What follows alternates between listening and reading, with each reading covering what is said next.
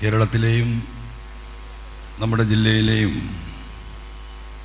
വിവിധ സാമൂഹിക, രാഷ്ട്രീയ, സാമുദായിക നേതാക്കൾ, ഈ സംസ്ഥാനത്തെ സാമൂഹിക വിഷയങ്ങളിൽ ഇടപെട്ടുകൊണ്ടിരിക്കുന്ന ബഹുമാന്യരായ ശ്രീ NK ചെക്കുട്ടി ഉൾപ്പെടെയുള്ള പത്രമാധ്യമ പ്രവർത്തകർ, ഈ സെമിനാറിൽ പങ്കെടുക്കാനെത്തിയ നല്ലവരായ കിഴക്കൻ ഏറനാടിലെ ഈ നാടിനെ സ്നേഹിക്കുന്ന നല്ലവരായ സഹോദരീ സഹോദരന്മാരെ, സുഹൃത്തുക്കളെ, നമ്മളെല്ലാവരും ഇന്നിവിടെ ഇരിക്കുന്നതും ഈ ഇരിക്കുന്ന ഹാളിൽ നമ്മൾ ചിന്തിക്കുന്നതുമൊക്കെ നമ്മുടെ നാടിനെക്കുറിച്ചും നമ്മുടെ മലബാറിനെക്കുറിച്ചും നമ്മൾ ഈ ജീവിക്കുന്ന ജില്ലയെക്കുറിച്ചുമാണ്. മലബാറിൻ്റെ പിന്നോക്കാവസ്ഥയും അതുമായി ബന്ധപ്പെട്ട് നീണ്ടുപോകുന്ന നമ്മുടെ രോദനങ്ങളും വിഷമങ്ങളുമൊക്കെ ഒരുപാട് കാലമായി ഇവിടെ പുറത്തെടുക്കാൻ കഴിയാത്ത വിധം മൂടപ്പെട്ടു പോയ ഒരു കാലം ഇന്നത്തോടുകൂടി അവസാനിപ്പിക്കാൻ കഴിയും എന്ന് ഞാൻ പ്രത്യാശ അർപ്പിക്കുകയാണ്. എന്തുകൊണ്ടാണ് ആ പ്രത്യാശ എന്ന് ചോദിച്ചാൽ, ഈ വേദിയിലേക്ക് നോക്കിയാൽ നിങ്ങൾക്ക് കാണാൻ കഴിയും, ഇവിടെ വ്യത്യസ്ത ആശയങ്ങളുള്ള, വ്യത്യസ്ത രാഷ്ട്രീയ ചിന്താഗതിയുള്ള, വ്യത്യസ്ത ജാതിമത വിശ്വാസങ്ങളിൽ അതിനനുസൃതമായി ജീവിതം നയിക്കുന്ന, സമൂഹത്തിൻ്റെ വിവിധ തുറകളിൽ തങ്ങളുടേതായിട്ടുള്ള പങ്ക് ഈ നാടിനു വേണ്ടി അണ്ണാരക്കണ്ണനും തന്നാലായത് എന്ന് പറഞ്ഞതുപോലെ നാടിൻ്റെ ഒരു പൊതു നന്മയ്ക്ക് വേണ്ടി പ്രവർത്തിക്കുന്ന എല്ലാവരും ഈ വേദിയിൽ ഇവിടെ നമുക്ക് എത്തിച്ചേർക്കാൻ സാധിച്ചിട്ടുണ്ട്. ഞാൻ അതിൽ ആദ്യം തന്നെ അങ്ങേയറ്റം സന്തോഷിക്കുന്നു, അങ്ങേയറ്റം അഭിമാനിക്കുന്നു. കാരണം ഇതായിരുന്നു സത്യത്തിൽ നമ്മുടെ നാടിൻ്റെ അടിസ്ഥാനപരമായ വിഷയം. ജില്ലകൾ വിഭജിക്കണമെന്നും ഈ മലബാറിൽ ജീവിക്കുന്ന മനുഷ്യരെല്ലാവരും അനീതിക്ക് വിധേയമാണ് എന്ന യാഥാർത്ഥ്യം അറിയുന്നവരും ഉൾക്കൊള്ളുന്നവരും അനുഭവിക്കുന്നവരുമാണ് നമ്മൾ. പക്ഷെ അത് മലബാറുകാർക്ക് പറയാൻ പാടില്ല. ജില്ലകളുടെ വിഭജനം നടക്കണം, മലപ്പുറം ജില്ല വിഭജിക്കണം, കോഴിക്കോട് ജില്ല വിഭജിക്കണം എന്ന് പറഞ്ഞു കഴിഞ്ഞാൽ ആ പറയുന്ന സെക്കൻഡിൽ ആ പറഞ്ഞ വ്യക്തികളും അവരുടെ സംഘടനാ സംവിധാനവും അന്ന് രാത്രിയോട് കൂടിയിട്ട് വിഘടനവാദികളാകും, അതല്ലെങ്കിൽ വർഗീയവാദികൾ എന്ന ചാപ്പ കുത്തിക്കൊടുക്കും. അപ്പം എന്തുകൊണ്ടാണ് ഈ വിഷയത്തെ ഈ ഒരു രീതിയിൽ ഇവിടുത്തെ മുഖ്യധാര രാഷ്ട്രീയ പാർട്ടികൾ കാണുന്നത് എന്ന് നമ്മൾ വിശകലനം ചെയ്യേണ്ട ഒരു വിഷയമാണ്. നമ്മുടെ ഉദ്ദേശം അതല്ലാത്തത് കൊണ്ട് തൽക്കാലം ആ വിഷയത്തിലേക്ക് നമ്മൾ കടക്കുന്നില്ല. നമ്മുടെ വിഷയം എന്താണ്? കേരളത്തിലെ സകലമാന ജനങ്ങൾക്കും കിട്ടുന്ന നീതി ആ അളവിൽ കിട്ടിയിട്ടില്ലെങ്കിലും അതിൻ്റെ ഒരു 3/4 പങ്കെങ്കിലും നമ്മൾക്കും കിട്ടണം. നമ്മുടെ കുട്ടികൾക്ക് പഠിക്കാൻ വിദ്യാലയങ്ങൾ ഉണ്ടാവണം. നമ്മുടെ ആശുപത്രികളിൽ, സർക്കാർ ആശുപത്രികളിൽ ചെന്നാൽ അവിടെ നമുക്ക് ചികിത്സ കിട്ടണം. ഒരു കിടക്കാൻ ഒരു കട്ടിലെങ്കിലും മലബാറിലെ പാവപ്പെട്ട മനുഷ്യർക്ക് അനുവദിക്കണം. വിദ്യാഭ്യാസ സ്ഥാപനങ്ങൾ, മലബാറിൻ്റെ അവസ്ഥ നമ്മൾ പരിശോധിക്കുമ്പോൾ എത്രമാത്രം പരിതാപകരമാണ് എന്ന് നമുക്ക് കാണാൻ കഴിയും. ഞാൻ ആ വിശദീകരണത്തിലേക്ക് കടക്കുന്നില്ല. ഒരുപാട് നേതാക്കന്മാർ ഇവിടെ സംസാരിക്കാനുണ്ട്, അവരത് വിശദീകരിക്കപ്പെടും. അപ്പം ഇവിടെ എന്ത് അനീതി അടിച്ചേൽപ്പിച്ചാലും അത് ഏറ്റെടുക്കാൻ, അത് സഹിക്കാൻ തയ്യാറുള്ള ഒരു പ്രതികരണശേഷിയുമില്ലാത്ത ഒരു ജനതയായി നമ്മൾ ഇവിടെ നിലകൊള്ളുകയാണ്. നമ്മളോടുള്ള ഈ വിവേചനം ആരംഭിക്കുന്നത് രാജ്യത്തിന് സ്വാതന്ത്ര്യം കിട്ടിയതിന് ശേഷം മാത്രമല്ല. നമ്മുടെ സ്വാതന്ത്ര്യ സമര ചരിത്രം നമ്മൾ പരിശോധിച്ച് നോക്കുമ്പോൾ നമുക്ക് കാണാൻ കഴിയുന്നത് അന്നത്തെ കേരളമായിരുന്ന മലബാറും തിരുവിതാംകൂറും തിരുക്കൊച്ചിയും ഉൾപ്പെടുന്ന ഈ പ്രദേശത്തെ 1-2 മിനിറ്റ് നമ്മളൊന്ന് പുറകിലേക്ക് ആലോചിച്ചാൽ രാജ്യത്തെ സ്വാതന്ത്ര്യ സമര പോരാട്ടങ്ങളിൽ മലബാറായിരുന്നു ഇന്ത്യയിൽ ഒരു പക്ഷേ ഏറ്റവും മുന്നിലുണ്ടാകുക. ഏറ്റവും കൂടുതൽ രക്തരൂക്ഷിതമായ പോരാട്ടങ്ങൾ നടത്തി 10,000-ങ്ങൾ മരിച്ചു വീണത് ഒരു പക്ഷേ മലബാറിലായിരിക്കും കണക്കുകൾ പരിശോധിച്ചാൽ. എന്തുകൊണ്ടാണ് അങ്ങനെ ഒരു പോരാട്ടം നടന്നത്? കൊച്ചിയിലെയും തിരുവിതാംകൂറിലെയും അന്നത്തെ നാട്ടുരാജാക്കന്മാർ ബ്രിട്ടീഷുകാരോട് എതിരിടാൻ ശേഷിയില്ലാത്തത് കൊണ്ടോ അല്ലെങ്കിൽ അവർക്ക് ആവശ്യമായ സൗകര്യങ്ങൾ ലഭ്യമാകുന്നതിനോ കൃത്യമായി നികുതിയും അവർക്ക് ആവശ്യമായ സൗകര്യങ്ങൾ നൽകി അവരോടൊപ്പം നിൽക്കുകയായിരുന്നു. അവർ പ്രത്യക്ഷമായ ഒരു സ്വാതന്ത്ര്യ സമര പോരാട്ടത്തിന് വഴിയൊരുക്കാൻ അവിടെയൊന്നും വലിയ പോരാട്ടങ്ങൾ നടന്നതായി ചരിത്രം പരിശോധിച്ച് നോക്കിയാൽ നമുക്ക് കാണില്ല. അപ്പോൾ സ്വാഭാവികമായിട്ടും ഇവിടെ ഈ പോരാട്ടം അതിശക്തമായിരുന്നു.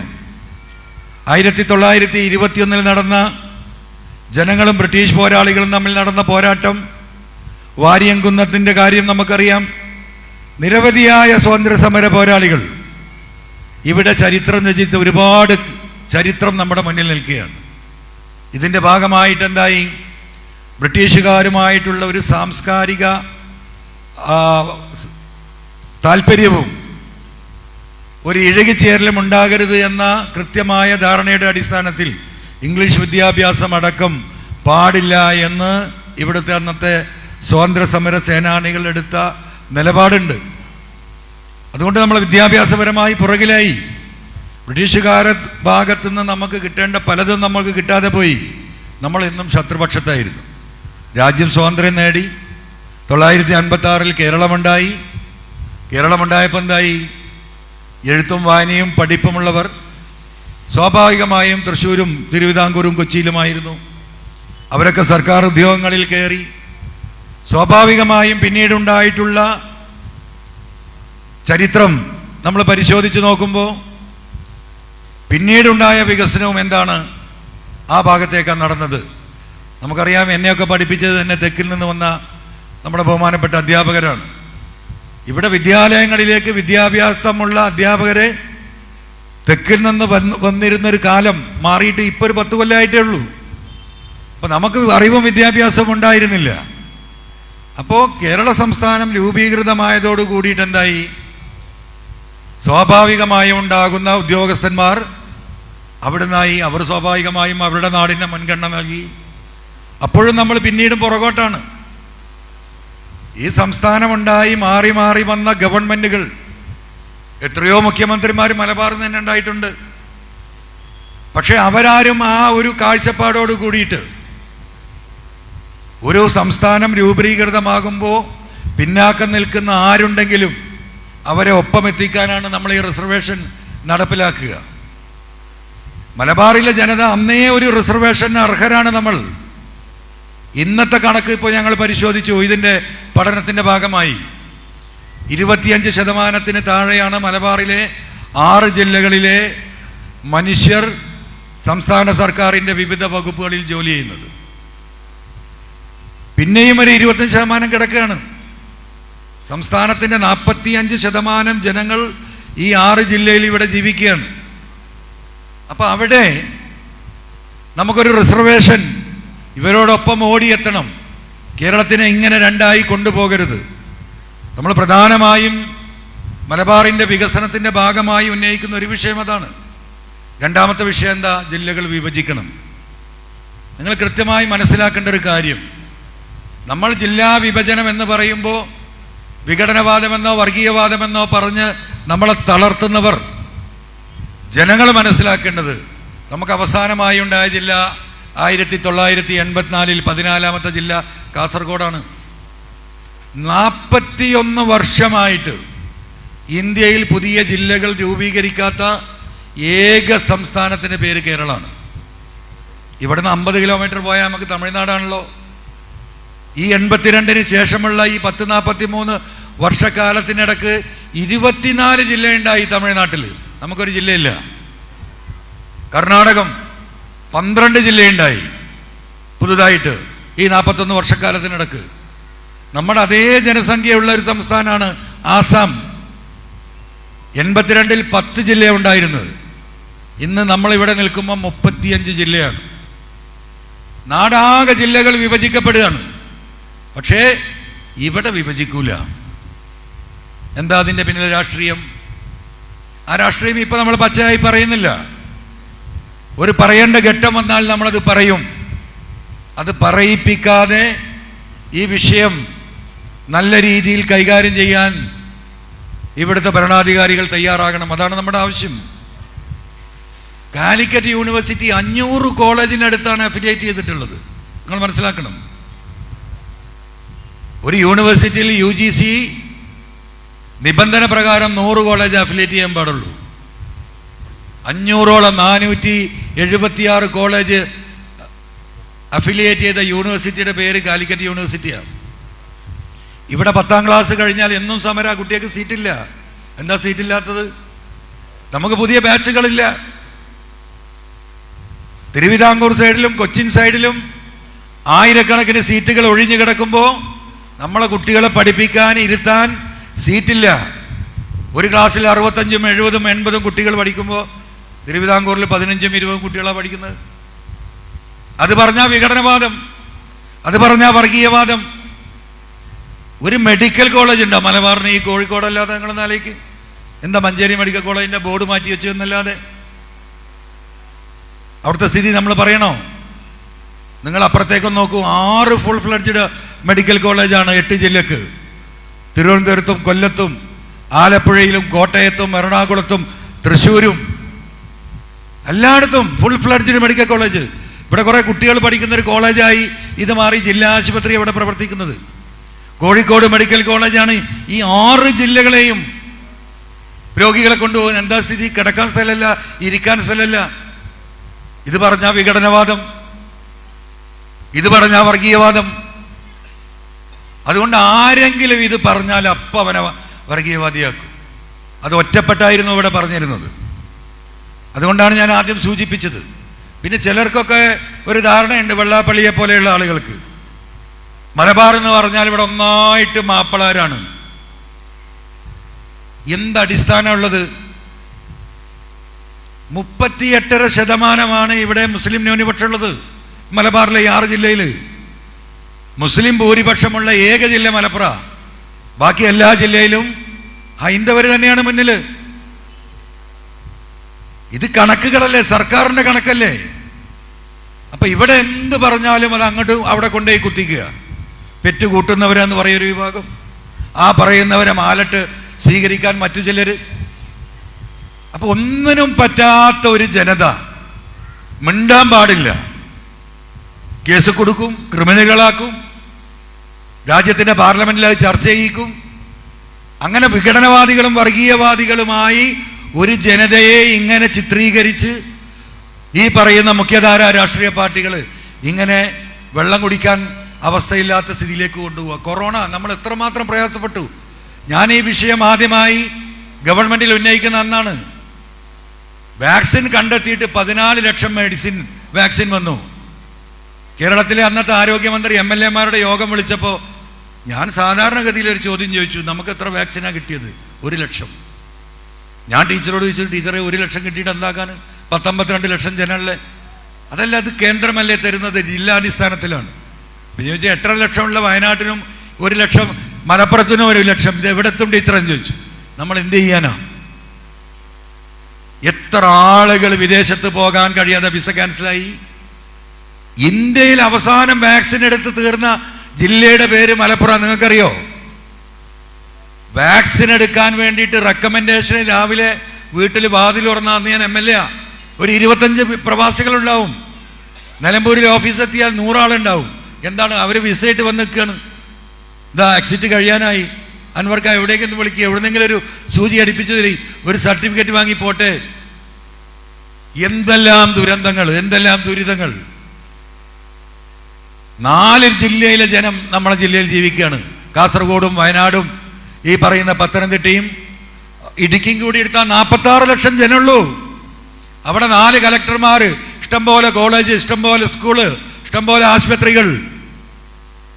ഇവിടെ ഈ പ്രവാസം കൂടി ഇല്ലെങ്കിൽ എന്താ നമ്മളെ മലബാറിൻ്റെ സ്ഥിതി? നിങ്ങളൊന്ന് ആലോചിച്ച് നോക്കൂ. ഞാൻ ആദ്യം സൂചിപ്പിച്ച പിന്നോക്കാവസ്ഥ അവിടെ നിൽക്കുകയാണ്. ഇവിടെ ഈ പ്രവാസ ലോകം ഉണ്ടായിരുന്നില്ലെങ്കിൽ ഇന്ന് ഈ വെള്ളക്കുപ്പായും ഈ നല്ല എന്താ പറയുക ഡ്രസ്സും ഈ സൗകര്യങ്ങളും ഈ കണ്ടു കാണപ്പെട്ട ഈ നാട്ടിലെ സ്കൂളും കോളേജും പ്രവാസികളും ഇവിടുത്തെ മലബാറുകാരും അത്യധ്വാനം ചെയ്ത ഈ വിദ്യാഭ്യാസ സ്ഥാപനങ്ങൾ കൂടി ഇവിടെ ഉണ്ടായിരുന്നില്ലെങ്കിൽ നമ്മളെ സ്ഥിതി എന്താ? കൈക്കൂട്ടത്തമ്പോ ഉണ്ടാവും നമ്മളെ സകല ആൾക്കാരും. യു പിയിലേക്ക് ഉൾഗ്രാമങ്ങൾ കണ്ടിട്ടില്ലേ? ആ അവസ്ഥയിൽ നമ്മളാകുമായിരുന്നു. അവിടുന്ന് നമ്മൾ രക്ഷപ്പെട്ടത് ഈ പ്രവാസം കൊണ്ട് മാത്രമാണ്. പലർക്കും ഇത് കണ്ടാ തോന്നാത്തത് എന്താ? ഇത്ര വലിയ വിവേചനം നടക്കുന്നുണ്ടെന്ന്. ഈ സംവിധാനങ്ങൾ ഇവിടെ ഉള്ളത് കൊണ്ടാണ്. അത് ജനങ്ങൾ അധ്വാനിച്ചുണ്ടാക്കിയതാണ്. പക്ഷേ സർക്കാരിന് 45% നികുതി ഈ ജില്ലകളിൽ നിന്ന് പോകുമ്പോൾ അതിനനുകൂലമായിട്ടുള്ള, ഞാൻ പറഞ്ഞില്ലേ 100% നീതിയൊന്നും ഞങ്ങൾക്ക് വേണ്ട, ഒരു 75%. നിങ്ങൾ 15 കുട്ടികൾ അവിടെ 20 കുട്ടികൾ ഒരു ക്ലാസ് പഠിക്കുമോ? ഞങ്ങളൊരു 30 കുട്ടികൾ അല്ലെങ്കിൽ 40 കുട്ടികൾ ഞങ്ങൾ ഇരുന്നോളാം. ഈ 65ഉം 75ഒന്നും ഞങ്ങളെന്ന് ഇറക്കിത്തരണം. ആശുപത്രിയിൽ കട്ടിലില്ലെങ്കിലും അവിടെ പായ വിരിച്ച് കിടന്നോളാം. ഈ സ്ട്രെച്ചറിലും മുറ്റത്ത് പന്തൽ കെട്ടിയിട്ടും ഞങ്ങളെ പോയി കിടക്കണം നിങ്ങൾ പറയരുത്. ഇത്രേ പറയുന്നുള്ളൂ. അത് പറഞ്ഞാൽ വിഘടനവാദം, അത് പറഞ്ഞാൽ വർഗീയവാദം. അതിനി നമുക്ക് അംഗീകരിച്ചു കൊടുക്കാൻ കഴിയില്ല. നമ്മൾ ഈ മലബാർ ജില്ലാ വികസന മുന്നേറ്റ സമിതി എന്ന് പറയുന്ന ഒരു സമിതിക്ക് രൂപം കൊടുത്ത് സകല മനുഷ്യരെയും അതിൽ ഒന്നിച്ചു നിർത്തി നമ്മൾ മുന്നോട്ട് പോകണം. അതിനെ ഇവിടെ എല്ലാ ഉത്തരവാദിത്തപ്പെട്ട ആളുകളും ഈ സമൂഹത്തിനെ സ്നേഹിക്കുന്നവരിവിടെ വന്നിട്ടുണ്ട്. ഇവരൊന്ന് പറയട്ടെ എന്ന്. വിഘടനവാദികളാണ്, വർഗീയവാദികളാണ്. നമുക്കൊന്ന് നോക്കാം. നമ്മൾ ഡാറ്റകൾ വെച്ചുകൊണ്ടാണ് സംസാരിക്കുന്നത്. ഇവിടെ ഇരിക്കുന്ന ഒരാളും അവർക്ക് ഇഷ്ടപ്പെട്ടത് സംസാരിക്കാനല്ല വന്നത്. ഡാറ്റകളാണ്, സർക്കാരിൻ്റെ ഡാറ്റകൾ. ഈ ഡാറ്റകളാണ് സംസാരിക്കുന്നത്. അതൊരു ശബ്ദമായി മൈക്കിലൂടെ വരുന്നു എന്ന് മാത്രമേ ഉള്ളൂ. ഇതിനെങ്ങനെ പ്രതിരോധിക്കും? ഇതല്ല എന്ന് ഈ ഗവൺമെന്റ് എന്ന് പറയട്ടെ. ആ കണക്ക് തെറ്റാണ് എന്ന് ഇവിടുത്തെ മറ്റു മുഖ്യധാരാ രാഷ്ട്രീയ പാർട്ടികളെന്ന് പറയട്ടെ. പറയാൻ കഴിയില്ലല്ലോ. സർക്കാരിൻ്റെ സൈറ്റുകളിലുള്ള കൃത്യമായ കണക്കാണ് നമ്മൾ ബോധ്യപ്പെടുത്തുന്നത്. അപ്പൊ ഇനി ഇത് പറയാൻ പറ്റില്ലേ? ജനങ്ങൾ താഴേക്ക് ഇറങ്ങണം, ജനങ്ങൾ ഇതിലേക്ക് ഇറങ്ങി വരണം. ഈ ജില്ല വിഭജിക്കേണ്ട, മലബാറിന് വികസനം വേണ്ട, നിങ്ങൾ അതിന് പോകരുത് എന്ന് ഈ മലബാറിലെ ജനങ്ങളോട് ആരെങ്കിലും ഉപദേശിക്കുന്നുണ്ടെങ്കിൽ, അത് രാഷ്ട്രീയ പാർട്ടിയായാലും ശരി, സാമുദായിക പാർട്ടിയായാലും ശരി, ജനങ്ങൾ ഒരു കാര്യം മനസ്സിലാക്കിയാൽ മതി. അവർക്കതിൽ വേറെ താല്പര്യമാണ്, അവർക്കതിൽ വേറെ രാഷ്ട്രീയമുണ്ട്, അവർക്കതിൽ വേറെ കച്ചവടമുണ്ട്, അവർക്കതിൽ വേറെ ലാഭമുണ്ട്. പക്ഷേ നമ്മൾ സ്വയം കുഴി കുഴിക്കുകയാണ് എന്ന് മലബാറിലെയും കേരളത്തിലെയും പൊതുസമൂഹം തിരിച്ചറിയണം. ഇതേ വിഷയം തിരുവനന്തപുരം ജില്ലയിലുണ്ട്, എറണാകുളം ജില്ലയിലുണ്ട്. അപ്പൊ എന്താ? അവിടെ വിഭജിച്ചാൽ ഇവിടെയും വിഭജിക്കണമല്ലോ. അപ്പൊ അവിടെ വിഭജിക്കുന്നില്ല, ഇവിടെ വിഭജിക്കൂല എന്ന് തീരുമാനമെടുത്തുകൊണ്ട് അവിടെ വിഭജിക്കൂല. അവിടെ എന്താ ചെയ്യുക? കുറെ സ്കൂൾ പുതിയ കൊടുക്കും, ആശുപത്രിയിൽ സൗകര്യങ്ങൾ ഏർപ്പെടുത്തി കൊടുക്കും. അവിടെ ഉണ്ടാകുന്ന പ്രയാസങ്ങളെ പരിഹരിക്കാൻ മറ്റു മാർഗങ്ങൾ ഉണ്ടാക്കി കൊടുത്ത് അവിടുത്തെ പ്രയാസങ്ങൾ പരിഹരിച്ചു കൊടുക്കുക. ജില്ല എന്നാലും വിഭജിക്കൂല. വിഭജിച്ചാൽ എന്താ? ഇവിടെയും വേണം. ഇതൊന്നും ആർക്കും മനസ്സിലാകാത്ത കേസല്ല. നമ്മൾ ഓരോ ഡാറ്റകൾ എടുത്ത് പരിശോധിക്കുമ്പോഴും നമുക്ക് ബോധ്യപ്പെട്ടിട്ടുള്ള കാര്യങ്ങൾ അതാണ്. അതുകൊണ്ട് ജില്ലകൾ വിഭജിച്ചേ തീരൂ. ഇവിടെ ആര് ഭരിച്ചാലും, ഏത് മുന്നണി ഉണ്ടെങ്കിലും അവരെ അതിന് നിർബന്ധിതരാക്കുന്ന ഒരു സാമൂഹിക പശ്ചാത്തലം രാഷ്ട്രീയ ചുറ്റുപാടല്ല. ഇതൊരു സാമൂഹിക പ്രശ്നമാണ്. അതൊരു സാമൂഹിക പ്രശ്നമായി ഉയർത്തി ജനങ്ങളോട് സംവദിക്കാൻ തന്നെയാണ് തീരുമാനം. ഈ മലബാറിലെ മുഴുവൻ ജില്ലകളിലും ഒരാഴ്ച കഴിഞ്ഞാൽ നമ്മൾ നടക്കാൻ തീരുമാനിച്ചിട്ടുണ്ട്. എല്ലാ നിയോജക മണ്ഡലത്തിലും, എല്ലാ പഞ്ചായത്തുകളിലും കൊട്ടിഘോഷിച്ച് പ്രസംഗിച്ച് നടക്കുകയല്ല, നമ്മളതിനൊരു സംവിധാനം ഉണ്ടാക്കുന്നുണ്ട്. ഗ്രാമങ്ങളിലൂടെ മനുഷ്യരുടെ ഇടയിൽ ഇറങ്ങിത്തിരിച്ച് അവർക്ക് ആവശ്യമായ ഡാറ്റകൾ കൊടുത്ത്, പത്രങ്ങൾ കൊടുത്ത് അവരെ ബോധവൽക്കരിച്ചുകൊണ്ട് ഇവിടെ ഒരു പ്രതിരോധം തീർക്കുന്ന ഒരു രാഷ്ട്രീയ സാമൂഹിക സമവാക്യം ഉണ്ടാക്കിയെടുക്കാനുള്ള ഒരു വലിയ പരിശ്രമത്തിൻ്റെ തുടക്കമാണ് ഈ വണ്ടൂരിൽ നടക്കുന്ന ഈ ഒരു സെമിനാർ. ഇത് ആളുകളുടെ എണ്ണം കൊണ്ടല്ല ഇതിൻ്റെ വലിപ്പം. ഈ വേദിയിലിരിക്കുന്ന ഇവിടുത്തെ നേതൃത്വത്തിൻ്റെ മനസ്സാണ്, മലബാറിൻ്റെ മനസ്സ് എന്ന് വരും നാളുകളിൽ ഇവിടുത്തെ ഭരണാധികാരികളെ ബോധ്യപ്പെടുത്തി കൊടുക്കാൻ നമുക്ക് സാധ്യമാകുന്ന വിധം നിങ്ങൾ ഓരോരുത്തരും അതിനുവേണ്ടി ശക്തമായി എല്ലാം മാറ്റിവെച്ചുകൊണ്ട് ഇതുവരെ ജീവിച്ച പോലല്ല ഇനിയുള്ള തലമുറക്കെങ്കിലും നീതി ലഭ്യമാകാനുള്ള പോരാട്ടത്തിൽ നിങ്ങളെല്ലാവരും ഉണ്ടാകണമെന്ന് സ്നേഹപൂർവ്വം അഭ്യർത്ഥിക്കുന്നതോടൊപ്പം ഈ ഒരു ചടങ്ങിലേക്ക് മനസ്സറിഞ്ഞ് എല്ലാ ചുറ്റുപാടുകളും മാറ്റിവെച്ച് ഇവിടെ എത്തിയ മുഴുവൻ നേതാക്കളെയും ഈ നാടിനു വേണ്ടി, മലബാറിന് വേണ്ടി, ഈ നാടിന്റെ നന്മയ്ക്ക് വേണ്ടി ഇവിടെ എത്തിയ മുഴുവൻ ആളുകളെയും സ്നേഹപൂർവ്വം, ബഹുമാനപൂർവ്വം, ആദരപൂർവ്വം ഈ വേദിയിലേക്ക് ഒരിക്കൽ കൂടി വ്യക്തിപരമായി സ്വാഗതം ചെയ്തുകൊണ്ട് ഈ സെമിനാർ ഉദ്ഘാടനം ചെയ്തതായി അറിയിച്ചുകൊണ്ട് ഞാൻ നിർത്തുന്നു. നന്ദി, നമസ്കാരം.